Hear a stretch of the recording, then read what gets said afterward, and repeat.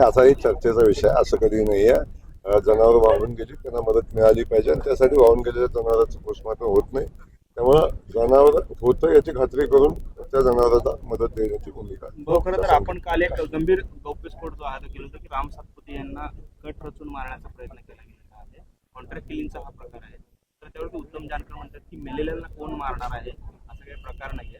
मंत्री काय सांगतात त्यांना? आता जर त्यांचा त्यात काय विषय नाही तर त्यांनी त्याच्याबद्दल बोलणं उचित नाही, माझं म्हणणं आहे.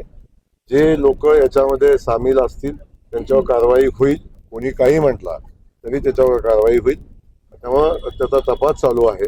तपासामध्ये जर हा विषय तपासामध्ये उलगडा होईल, कोणी दिला किंवा नाही दिला, मोकळा थेट होता याची खात्री केली जाईल आणि त्या अनुषंगानं चौकशी होईल. याच्यामध्ये चौकशीमध्ये कुणाला अडचण असायचं काही कारण नाही मला वाटतं.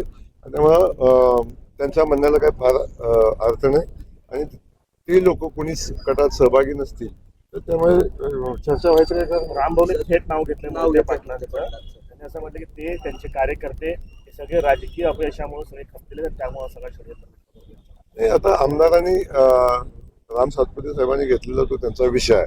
माझं म्हणणं आहे की पोलिसांना चौकशी करू द्या. चौकशीमध्ये जे नाव पुढे येईल, त्या चौकशीत जे सत्य पुढे येईल त्या अनुषंगाने कारवाई होईल आणि त्याच्यामध्ये कुठलीही तडजोड केली जाणार नाही. उत्तम जानकर त्यांचं असं म्हणणं आहे मुरदाड माणसाला कोण मारणार. तो त्यांचा विषय आहे.